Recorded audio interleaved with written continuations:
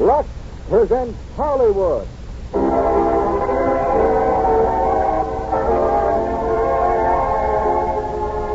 Lever Brothers Company, the makers of Lux Toilet Soap, bring you the Lux Radio Theatre, starring Margaret O'Brien, Lionel Barrymore, Louis Stone, and Edward Arnold in Three Wise Fools.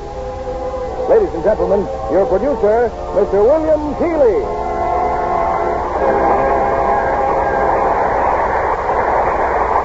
Greetings from Hollywood, ladies and gentlemen. If when you're sitting at home some quiet night, alone, you suddenly hear a sound like this. Have you ever wondered what makes that shade unwind? Could it possibly be those little people, the leprechauns and the fairies whom we never see? Oh, you don't believe in them, eh? Well then, let's see what happens to three skeptics like yourselves in Metro-Goldwyn-Mayer's Three Wise Fools, based on the play by Austin Strong, originally produced by John Golden. We are fortunate in having all four stars from the original fine cast: Margaret O'Brien, Lionel Barrymore, Louis Stone, and Edward Arnold. Margaret appears as a little Irish girl who moves into the home and heart of three hard-hearted disbelievers. Disbelieving, that is, in those same little people who are known to inhabit the bogs of Ireland. And speaking of Ireland, we have a letter forwarded by a youthful member of the Red Cross. It's from a pupil in a school near Dublin, and says in part, "Words cannot express how grateful we were for the welcome presents that he sent. The teacher let us pick what we liked, and I chose a cake of Lux soap and a storybook.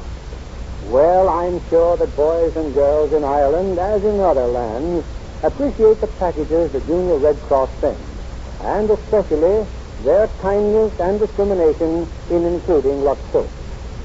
Here's Act One of Three Wise Fools, starring Margaret O'Brien as Sheila O'Monaghan, Lionel Barrymore as Richard Gaughnt, Louis Stone as James Trumbell, and Edward Arnold as Theodore Findley.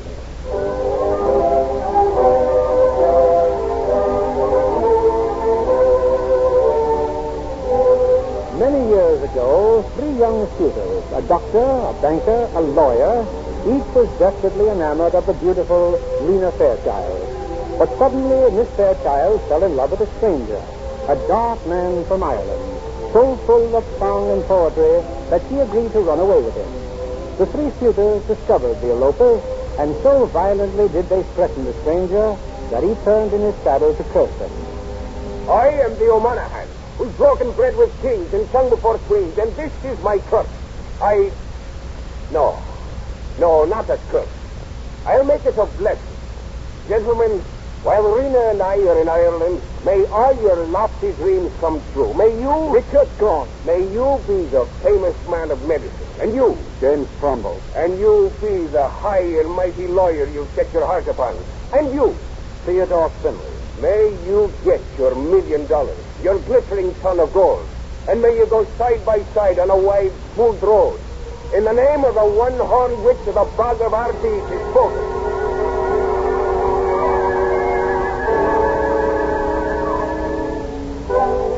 Well, 40 years went by, and the three disappointed suitors had become three old bachelors. Theodore Findley had acquired his ton of gold. Richard Gaughnt became a famous doctor, and James Trumbell a high and mighty lawyer. But with it all, they hadn't acquired one true friend. And so it was that the three old bachelors contemplated doing of a gracious deed.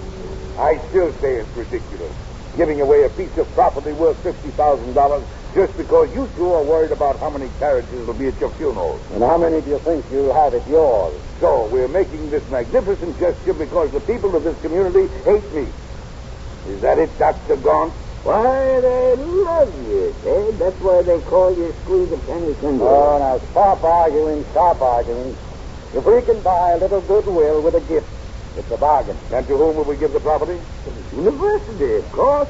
For years they've wanted that land to build a Greek amphitheater. We get some wonderful publicity in the newspaper. Yes, Paul Badger owns the newspaper, and Paul Badger hates us. Well, now speak for yourself.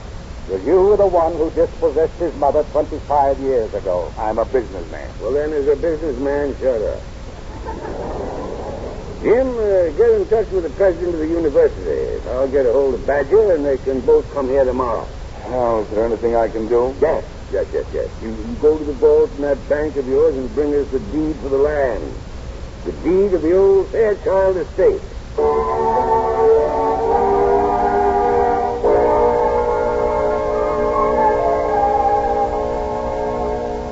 Well, have you seen today's newspaper? Leading citizens give university old Fairchild estate. Well, now we can be proud of ourselves. This star won't forget us in a hurry. What is it, Frederick? Excuse me, gentlemen, but a little girl and a man are calling. They look like immigrants. Immigrants?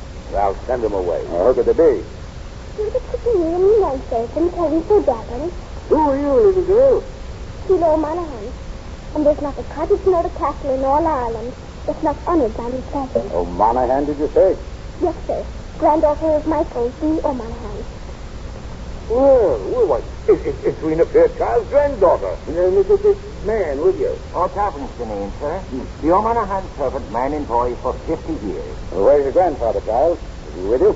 Grandis in Connemara. He buried him on his hill, standing straight up in his grave. Standing up. And why not? He lies against no man. God rest his soul. Granny's gone too. Rena Fairchild is dead. And because of her great kindness to you three gentlemen, she commissioned me to deliver to you her most precious treasure. Well, really? What is it? Sure as he can say. It's what? Her granny wanted you to be her guardian. What kind of parents take care of her? She had none. Them passed none when she was a baby. No, but we don't know anything about raising a little girl. Oh, she's a smart one, gentlemen. What you don't know, she'll teach you. Right as a newspaper. Oh, good blimey, man. If you do need a woman about, someone to put me into your coats when your buttons go straight. Thank you, but we have a tailor. But there's no love in the thread needle of a tailor. My dear child, please. It's quite impossible. I'm sorry. I should have known. You don't want to. Oh, isn't that so? It's simply that, You well, go, gentlemen, into old strength. That's baby while you're good. if there's something we can do, or Devlin, a few dollars or so. Aye, there is something you can do. For the blasphemous sort, I'm thinking, you can pay for me soul. Tell me, lady. Frederick? Yes, Mr. Trumbull? A competent butler would have spared us all that. Yes, sir. I'm begging your pardon, the university president is here again. Mr. Appleby? Oh, come in, sir. Come in. Gentlemen, there's been a terrible mistake. Mistake? I knew we should have held off with that publicity. Now, what's the matter with the publicity? You think it's fine? But, gentlemen, the deed to the Fairchild estate. The deed you turned over to me is not the deed to the Fairchild estate.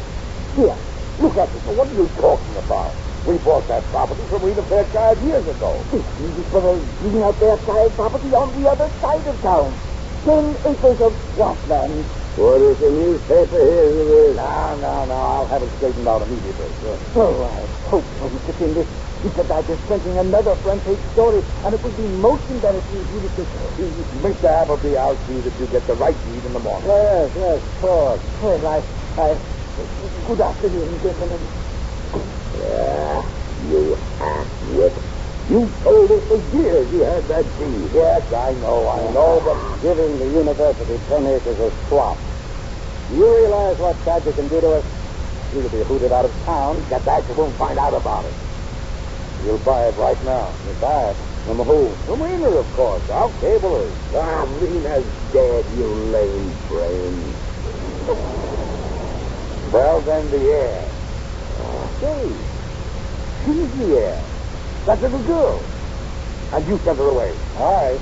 I did nothing to We'll sport. argue about it later now. But right now we've got to find her. Does it? Get the carriage.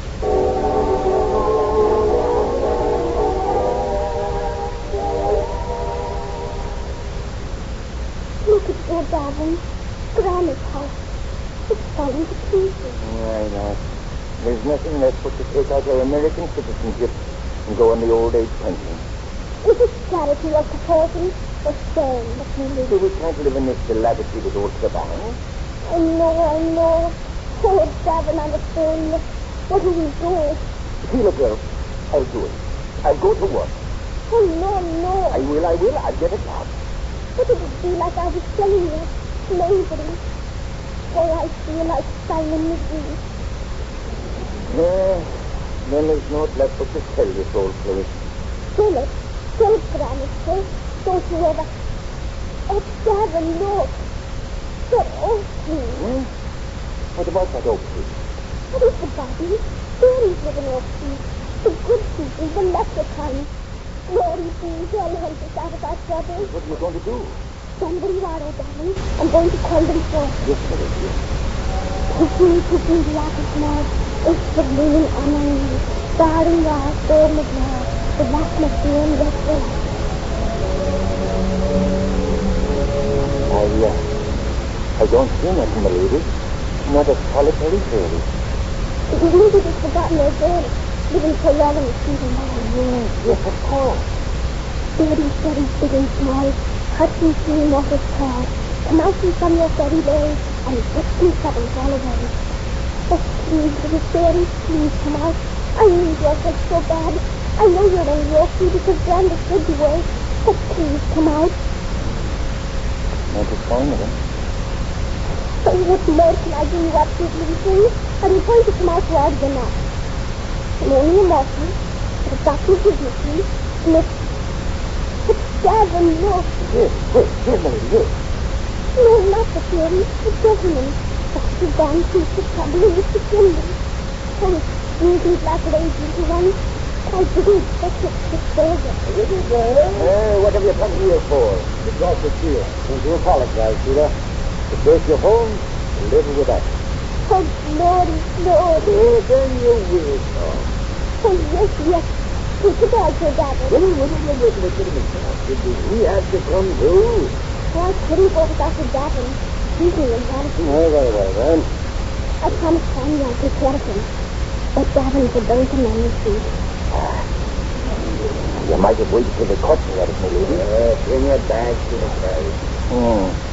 Where is visiting the oak tree? If there is any of you in them branches, I hope you know what you're doing.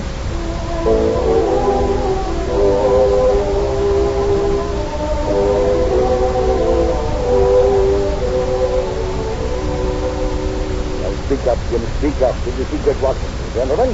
Our worries are over. We have become the legal guardians of Sheila O'Manahan. Good. What did she have to say about her prejudice then? You should have heard her telling Watson how much she loved us. And what about the deed to Lena's estate? None of them, sir. Judge arranged that, too. The child gets the $50,000, which we will hold in trust for her, and the property's ours, turn over to the university. There. Here's the deed. Well, I think this falls through as it goes. To our dear beloved reward, what's your name again? Sheila. Oh, yes, Sheila. Long live Sheila. But not to your head. I've wired Miss Marlowe's school in Philadelphia. They'll be glad to enroll the child any time we wish. That's excellent. The best place for him. For me, too. I'm sick of going around with a silly grin in my face just because the kid wants me to look happy all the time. Come in. I've had the honor to announce our most powerful inspection, Miss Sheila O'Manahan. Yes, I look. Well, you look very nice, my dear. That's a new dress. But this brand new, a Gavin bought it. And you could see others. Boxes and boxes. All thanks to you. Oh, fine, Devlin, fine. I hope you took them all on approval. Oh, but I do approve, I do. A Gavin for communication. Aye, lady. With you, Tina. A doll's house. Is that really cool? No, that's not a doll's house, my dear. That's the model of a Greek theater. The biggest in the country, entirely faced with marble. And if it hadn't been for you, Sheila, they could never do it. Yes, it's going to be built on your granny's place, and you're going to make a lot of money out of it. Oh, Granny's place? And this is the paper that gave us the right to sell it. Yours is the one with the trail of good inside of you. But then why shouldn't you be one of the men? It's Granny's blessing on you. Yes, Sheila, we wish to keep a broad, smooth road, and we have had pretty fair going. Yes, that one-horse which certainly did all right by us. One-horned whip? Not the one-horned whip is the Bhagavati. Yes, that's the one. Bhagavati. Oh, no. And it wasn't a blessing. It was a curse of the most terrible old witch in all Ireland. Well, he wished me $1 million, Sheila, and I've got it. Oh, the poor, poor darling. I must take the curse off of you. Send her down, Sheila, send her down. Tomorrow, maybe, huh? Oh, no, now. It's very minute. No, now, Sheila, let's be sensible about this. I am. So you feel just puffing on the edge of my... Oh, man, Us now. Cross your fingers where sideways to spring. Casting one hand with, I call you forth and command you to take the curse off of this stranger house. I, Sheila, stand over Michael, V. O'Manahan, declare now breaker evil spell on the doctor, the banker, and the judge. Live after you to the God of our being. Be gone. His eye, Sheila has spoken. There. That's all the good, gentlemen. Now, if you excuse me, I'll get up to you to sign. Sheila, you're taking that paper. But you think it's the paper that Watson told me about? Could you? Yes, but she's got to have it to build the big theater. I'm sorry. You can have the build theater for the big someplace else. Why? The only ground would be like sitting in my in his house. Yeah. This is a fine setting of this. Let's suppose that's about my lady. A theater and a piece of paper. I think it's wanted to give me a lot of money to grant it or so. And why? To do the theater for the Greek family. A theater for the Greek? Yes. All he says is now. I see, my lady, there's an order at last to me about this house. I don't know anything. Or do I? Or Gavin. Maybe what did the doctor want to talk to him? Now, that paper. You keep it in a big place, my lady. I'll keep it in this. Come on.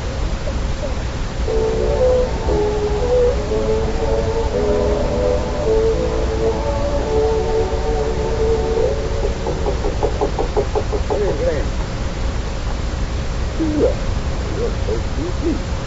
I just wanted to see you get myself a little. You said you might downstairs. I'm not really. You can't take the light to do anyone you really care about. All right, go out, get me and make it quick. I won't teach you while you're looking like an old man. Well, I don't feel like smiling. I've been smiling all day. You want that piece of paper in your nightgown? The piece of granite, Smith. Oh, please. No. If you were to give me that piece of paper, I think maybe I could try. I'll make you smile without the paper. Young lady, I haven't laughed in years. You know what a laugh is, Dr. Richard? A laugh is a little ball of air with a signal. It starts to your tummy and comes up to your esophagus, trying to get into your mouth. There's just one inside of you now. Stop tickling me. You undersized female. But the poor thing's left its way. It's crawling up your spine. It's coming out your ear. I can see it. It's up into your skin. It's crawling down your jawbone.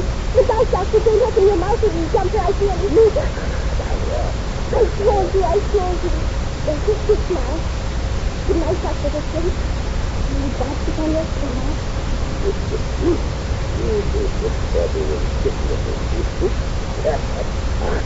What are you laughing at, good supperhead? You're in trouble. You're right up to your head. I'm sorry if I disturbed you wrong, Tom. Very nice. How's on with him? What does she want? You touched me in. Touch me in. I have to take care of you now before you bother you. My dear young lady, you're not taking care of us, we're taking care of you. That's why we must, that's why we like to have that paper back. I will know more about this paper. Now, sit down. Wiggle it down, please. Yes, so I can tuck you in and kiss you good night. You want to kiss me good night? Why? Because I love you. But no one ever tucked you in and kissed you good night before. No, not for a very long time. And I'm an old man now. You're not old. You're also ready to tuck you into your little baby yourself. Who's Mr. Baby? It's the old lady from my room, never died. But I'm the telling you about it.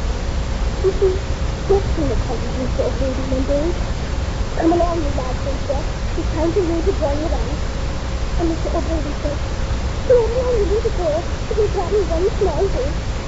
"Well," says Jeff, "if you're so obliged to me, Thaddeus, and not causing you any trouble, but if it's so right.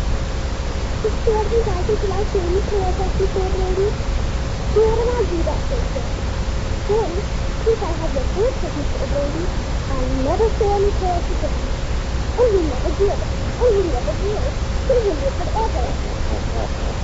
Good night, Laura Jane, and after you and Mr. Findley say now, you got to come with me.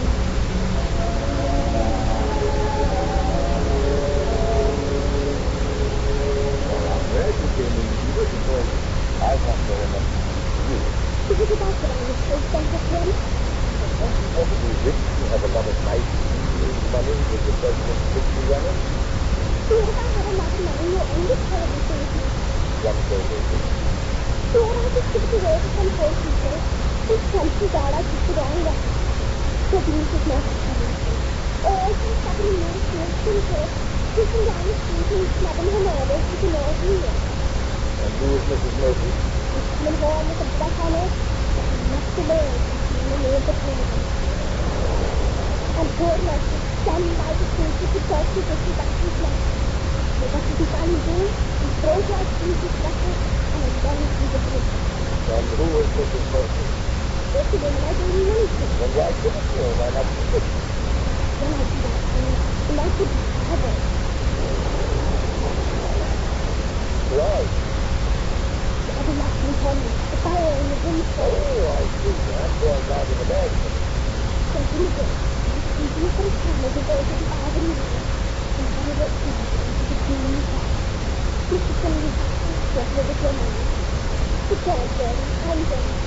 And when I finish with you, they won't have a penny. Oh, thank you, Sheila. That's very wonderful. But right now, I think that you just run along my side, run along the bed.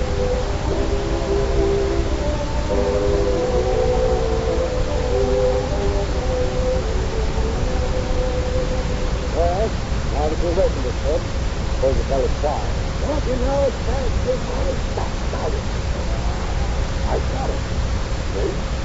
He's doing his property. As you get it. I worked with my feet, of course. I must have walked right into Sheila room to take it. I see what I see, guys. Oh, devil. What's the impeccability of drunken fat boys? Well, what is thinking man I do keeping me there? And poor people putting me through half something. I got the evil devil and I'm taking a sleep of that. And in the morning I'm sticking out to me and it's the boy back the devil. Oh, I see. Suppose now I was the whistling deal to have you up tonight, too. You know, even a poor orphan work. Oh, devil. How would you like to earn a $6,000? No, it wasn't Mr. Patrick like to do that in a simple man. Give him the deal. Oh, everything. All right, really. Thank you, sir. And if you get to keep your hands off it, then the little girl gives it to you of her own free will. Good night, gentlemen. Good night, just blackmailer. Oh, I was thinking it. I told you the lady stuff has been telling I must prefer it. See you all at Christmas, gentlemen.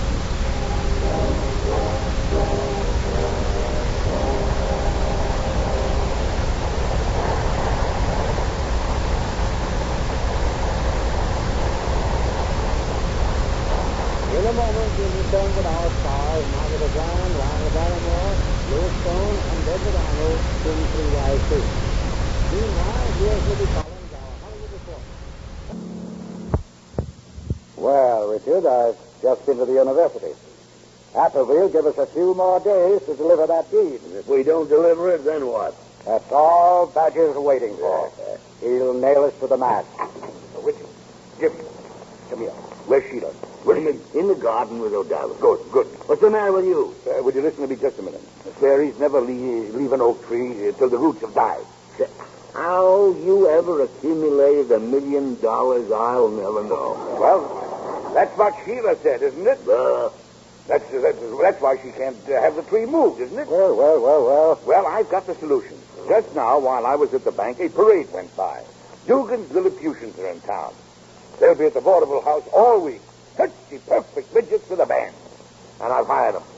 You what? Yeah. I've told Dugan exactly what to say. So tonight, right after dinner, you and I and Sheila are taking a walk to the Fairchild estate.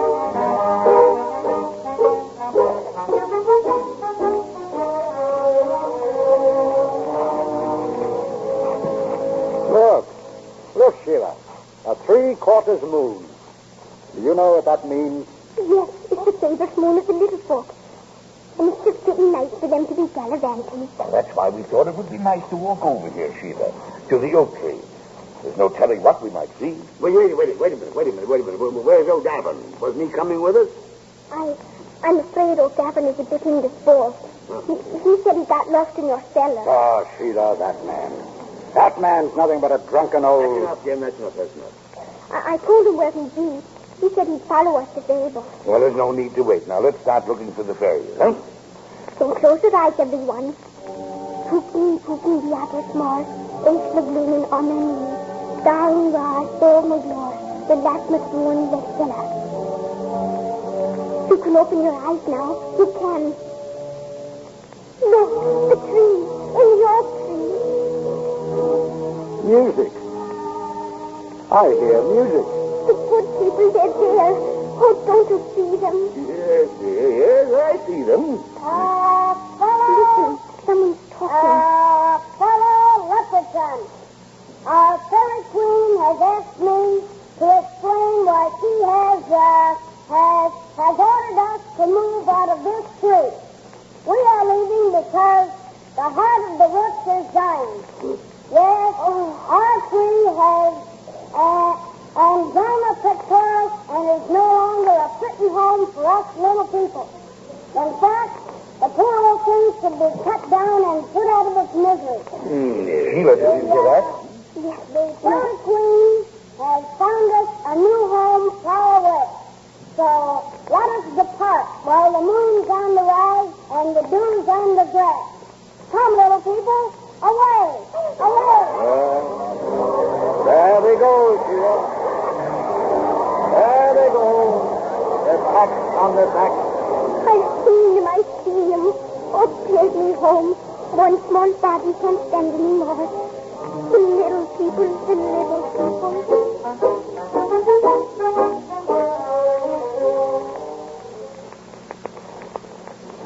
Well, you two old goats, did I solve our problem or didn't I? The child's convinced she saw the fairies. She's upstairs now, probably dreaming about them. But where's the deed to Rena's property? She still has that, hasn't she? Quiet, she's coming. Sheila, we thought you were asleep. I was asleep. Almost. And then I took to thinking. I have everything my heart desires. If you haven't what you want at all. So if you're still set on the theatre for the great, here's the deed to me property. Oh, thank you, Sheila. You can put the old tree out of its misery or do anything you want. It's not because I saw the little people. It's because you saw them. I know you believe because you saw them too. Yes, Sheila. Yes, my dear. Good night. Good night. And may God sit on your pillow. Good night, Sheila. Good night. Good night, my child. Well, boys, this deed goes to Appleby tonight. I'll take it myself. The university gets its property, and the little girl has seen her fairies. I think I'll go to bed. Yes, I think I will, too. Well, pleasant dreams, boys. We're sitting pretty.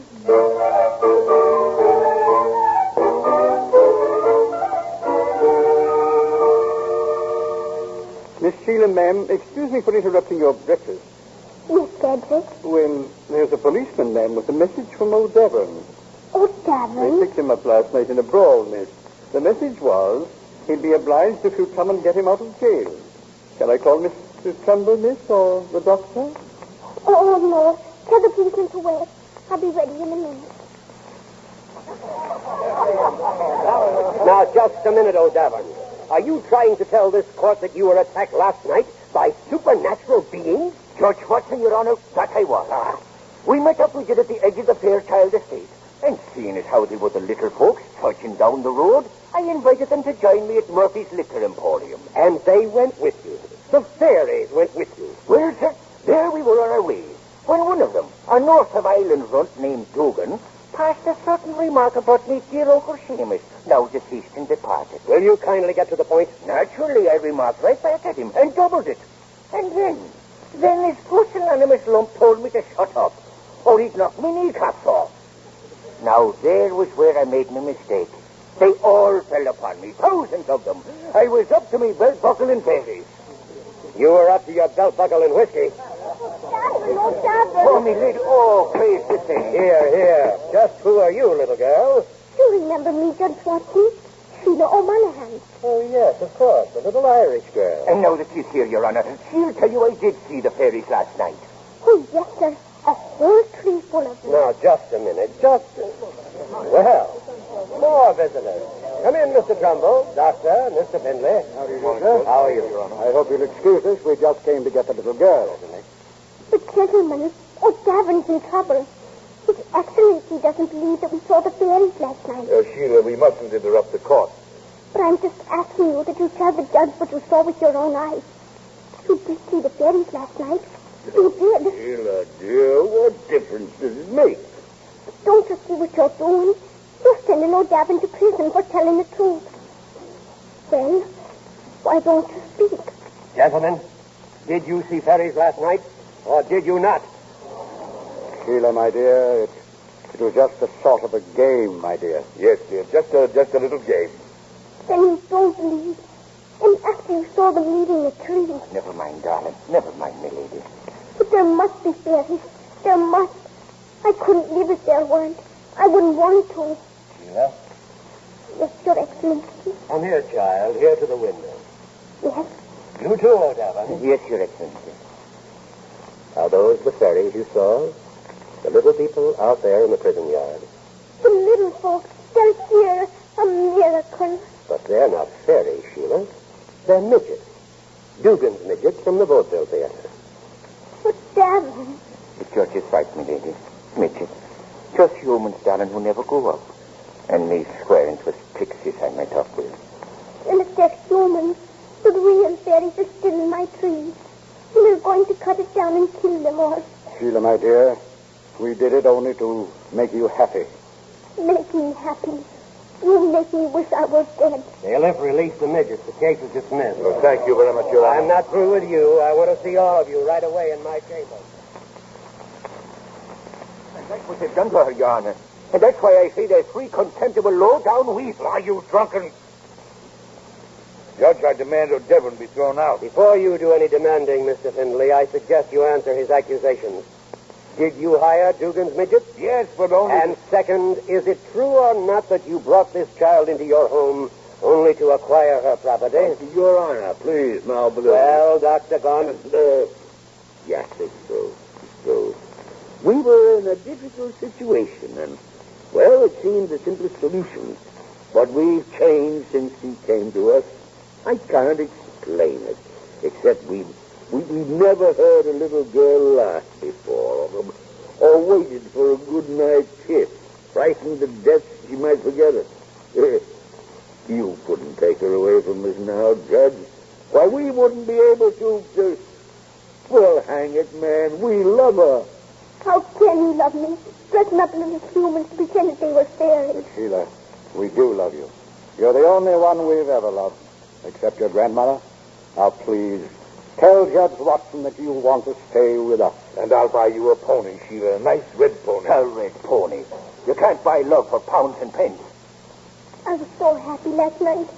I thought that you believed in the fairies and how they'd help you get rid of your sinful old money and lead you into heaven.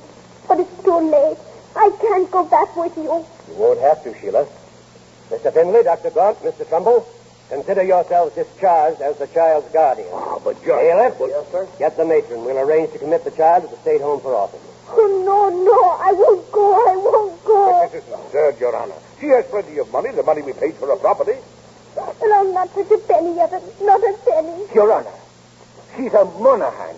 She can't go to an institution. Sorry, O'Davin, there's no alternative. Yes, sir. Oh, look at you. Three wise men. After what you've done, it's you who should be put in an institution to rot behind bars for the rest of your selfish lives. Three wise men.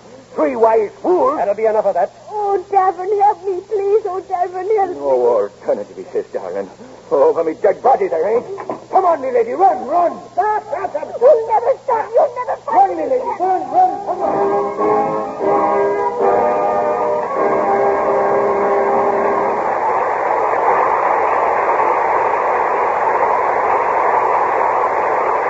We pause now for station identification. This is CBS, the Columbia Broadcasting System.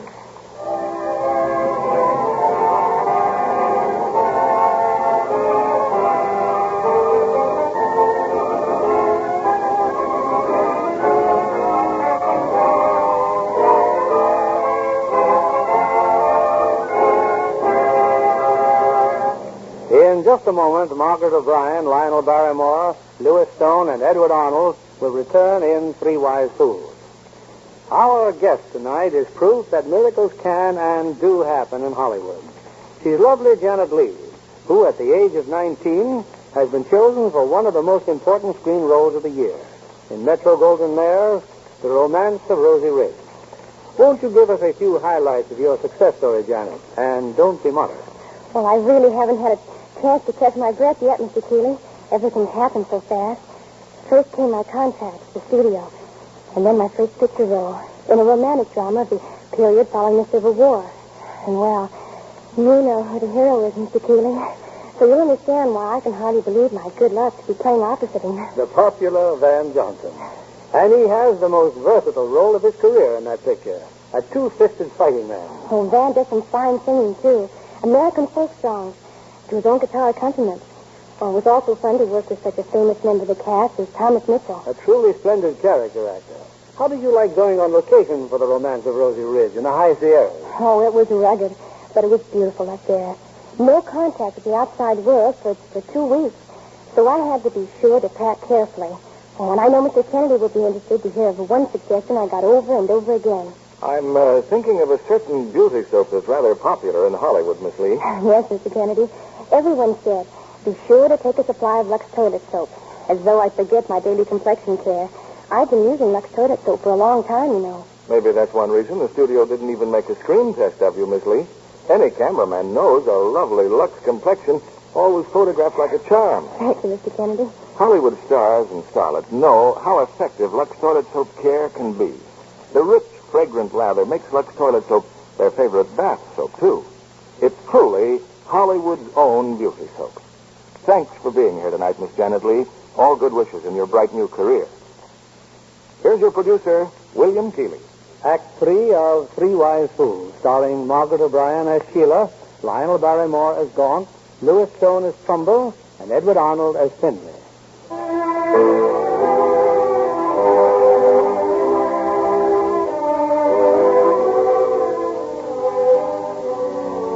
Several hours have passed, but neither the police nor the frantic efforts of the three old bachelors have revealed any trace of Sheila and O'Davin. Slipping through town, the runaways have halted at an iron front gate. On it, a bronze plaque reads, St. Mary's Convent. But, darling, you can't. You can't enter a convent. My mind is made up, O'Davin. I'm denouncing the world. Sure, 'tis nothing but a great ball of measly lies. But we could run away, my lady. Out west. Kentucky. Or Maine. We'll become Indians. No, O'Davin. Thank you, but no. He places in a convent. What more can I do with me wasted life? To let them cut off me hair and have done with it. Oh, what's to become of me? Left to die in a drunkard's grave. Oh, me poor man. But you've got to be brave. I'll be praying for you every second beat. Oh, worry. You promised me you'll have no more dealings with Mr. Kilgarren's Irish whiskey. Not a thimbleful. Not a whiff. Then go, Davin. Go now. And God keep step with you.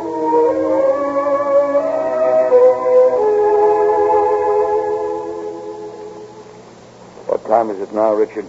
It's 10 minutes to 10. And in 5 minutes, it'll be 5 minutes to 10.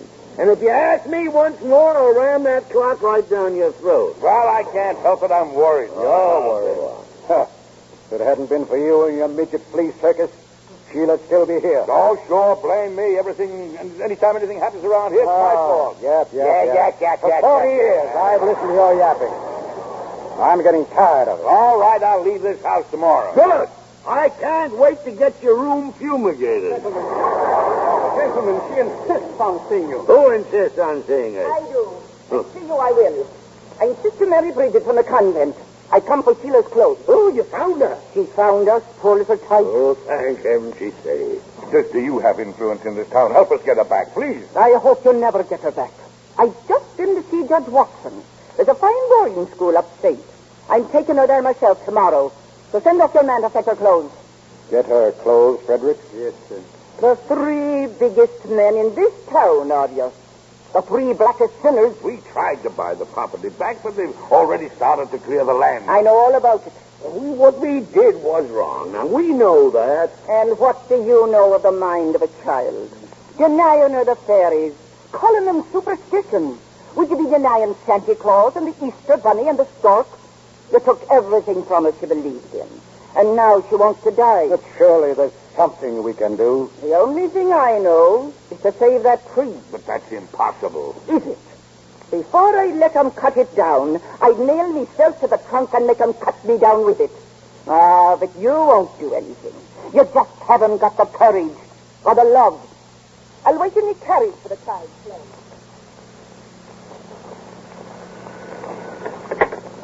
Hello, Acme Contracting Company. Hello, Mr. Johnson. This is Quimby. Yeah, you got that ground cleared yet? That's just it, Mr. Johnson. It's a big oak tree. When we came to work this morning, he was chained to it. What are you talking about? Dr. Gaughnt, he's chained himself to the tree. We can't cut it down. Yeah, but you gotta cut it down. Wait, I'll be out there in 10 minutes. Hey, Sam, get hold of Appleby at the university right away.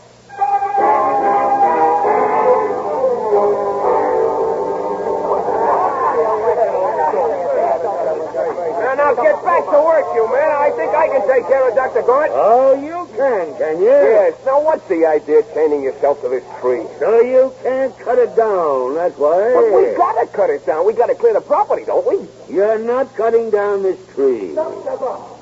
Oh, Dr. Gaughnt. What on earth's the matter? Who chained you to the tree? He did it himself, Mr. Apple. You are not cutting down this tree. But, Doctor, people will think you're crazy. You'll be ruined. Come on, open the padlock. Where's the key? I gave it to a gopher. This property belongs to the university. I'll call a policeman. Well, go ahead. You starved to death. Well, then tell him the flatfoot to bring me a sandwich. I'll tell him. Now, will you guys get back to work? Another lovely trick, Oh, Gavin! That's all it is. It's another trick. Oh, where is she? Is Sheila here yet? Here? So you can hurt her again? I don't want to hurt her. I'm just trying to save her tree. Well, then you believe? Would I be doing this if I didn't? Look me in the eye. Do you believe in fairies? Yes or no? No. So I was right. It is a deception. Yes, it's a deception, yes. But don't you see? I'm trying to give that child her faith again. Now stay here, old Gavin. Help me convince her. She's coming here? I sent Frederick to the convent. She'll not budge a step after what you've done to her. Then you get her yourself. You've got to now. Now, before they take her out of town. I'll try. And hurry, old Gavin. Hurry.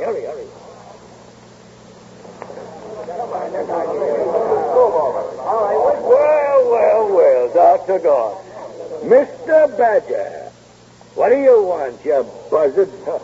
Always said you'd wind up in chains. Yeah. Where are your accomplices? Where's Findley and Trumbell? I don't know. Stand by, boys. Take down everything he says. We will, boys. You are my reporters. Oh, Mr. Appleby's here, too, I see. I brought the policeman, Doctor. Now, unless you give us the key to that padlock, we'll cut you loose with a hacksaw. Where's that key? Go ask the gopher. Oh, come on, Doc. What's the idea? You wouldn't understand, you pot-bellied pencil pusher. Just give us one little reason for all this nonsense. I have chained myself to this tree because it's the home of the fairies. Fairies? What fairies? You really believe that, Gaughnt? I don't see any fairies. Well, neither do I. But they're in this tree, all right. Hold on. Wait a minute. I'll take care of this. Well, Mr. James Trumbell. Oh, I hate to say this, Mr. Trumbell, but I do believe Dr. Gaughnt has lost his mind. Save your breath, Jim. You wouldn't believe in fairies if I showed you their birth certificate. Richard, what you're doing is a wonderful thing, but it won't save the tree. I know that. What's the good of it, then? Well, at least it may restore her belief in, well, it's not in fairies, but at least in human beings. But Sheila's gone, hasn't she? I sent O'Davin for her. If he brings her here, she'll realize that at least one of us hasn't let her down. Oh, I see. You mean that no one here believes in fairies but you? None of these good people? Jim, I love you. Thanks. Well then, Doctor, I'm standing here with you until they dynamite us out. That's a great idea. Now, but I guess we better try the hacksaw first. Well, Mr. Trumbell, don't tell me you believe in fairies. Your skepticism does you little justice, Mr. Badger. The manifestations of the supernatural have been known throughout the ages. Hallelujah. Get that, Charlie, word for word. Tell us more now, like what do fairies eat? Honey, of course. Honey and garlic. And what do they drink? Grasshoppers, milk, and sap. You sap. I got her. I got Sheila. O'Davin! Oh, come on now, gentlemen. Let us through here. Play along with me, Jane. We've got to do it. We've got to put on an act for it. Yes, I know. Look, Richard. Up on that limb. There. 5 of them. 5 pink fairies. Imagine. And they're all strumming their harp. Harp? Well, can't you hear them? Yeah, of course I can. Yeah, I can hear them as well as you can. Well, Sheila, hello, my dear. Good morning. Oh, Darren, you can see the fairies and I can't. But you will, my lady. You will. And look, Doctor. There's another group.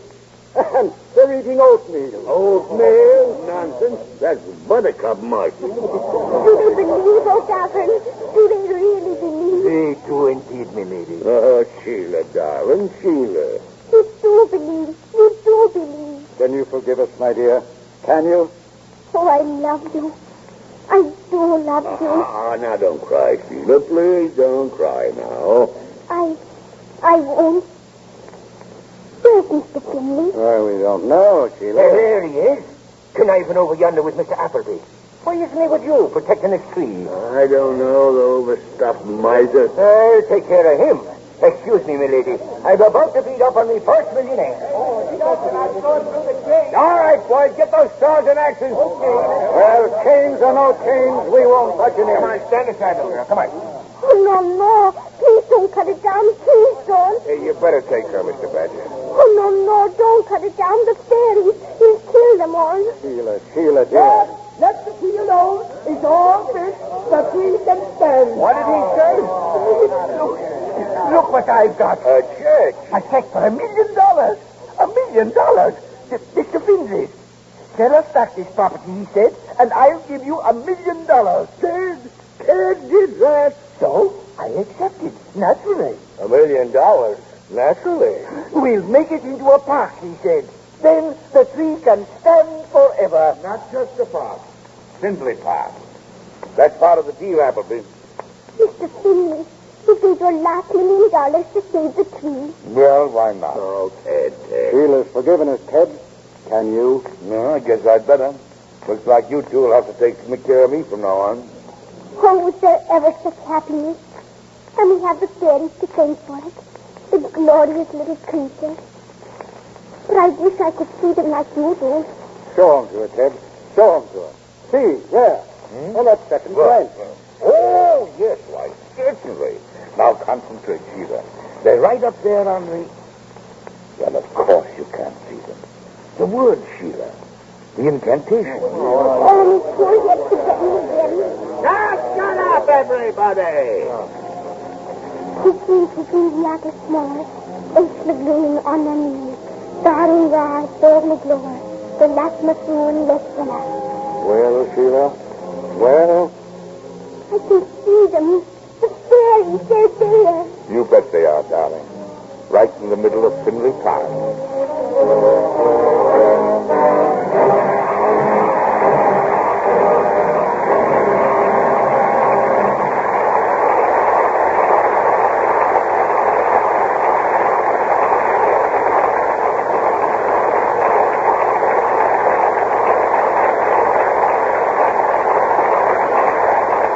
The curtain falls on a splendid performance from our 4 stars. And here they are at the footlights. Margaret O'Brien, Lionel Barrymore, Lewis Stone, and Edward Arnold.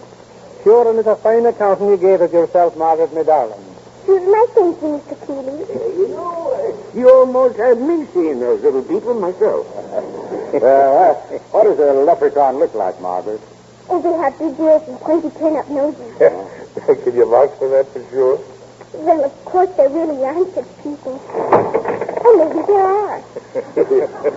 As you said yourself, what makes that window blind go and fly up when nobody's around? Could be the sound effects man. Right, Margaret. And I can see you're right about another thing, too. Lux toilet soap. I'm sure that nice, smooth complexion means you use it regularly. Oh, I do. I use Lux soap every single day of my life. And that's more evidence that you're a very wise and up-to-date young lady. Well, you know, Bill, Margaret's added another skill to her many talents out at Metro Goldwyn Mayer. So I understand. Learning the ballet for her newest picture, The Unfinished Dance. Well, that's quite an accomplishment, Margaret. Was it difficult? No, but in the middle of making the picture, I hurt my toe and couldn't dance. Oh. Well, is that why they call it The Unfinished Dance? No. Oh, why do they? We'd have to go to the theater and find out. But coming back to your toe, Margaret, did it mean that you couldn't dance in the ballet? No. Mr. Pasternak, the producer, promised me I could be in the ballet. So he postponed shooting it until my toe healed. Ah, well, Margaret, you must never break your promise to a little girl. Did you ever dance ballet, Miss Barrymore? No. No, I'm afraid I'm hardly the type. Did you ever toe dance, Mr. Arnold? Only on other people's toes. Well, I don't know about his dancing, Margaret, but Mr. Arnold gives a fine performance for MGM in The Hucksters. Thank you, Bill. And speaking of pictures, what are you doing on Lux next Monday night? We're fortunate in having a delightful and nostalgic play in 20th Century Fox's Margie, starring Gene Crane and Glenn Langan in their original screen roles. Margie is a warmly sympathetic story of teenage romance, its trials and triumphs, joys and heartaches. A play that's filled with the spirit of youth and humor and brightened by the lilting tunes of the 20s. I love Margie, Mr. Keeley, and I'm sure your audience will, too. Good night. Good night. Good night. Good night. And thanks for a wonderful evening.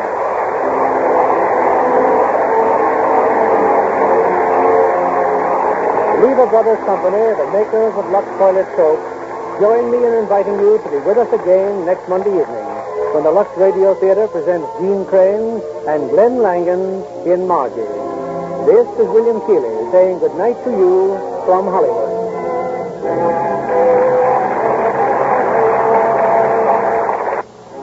Be sure to listen next Monday night to the Lux Radio Theatre presentation of Margie with Gene Crane and Glenn Langan. Stay tuned for My Friend Irma, which follows immediately over most of these stations. This is CBS, the Columbia Broadcasting System.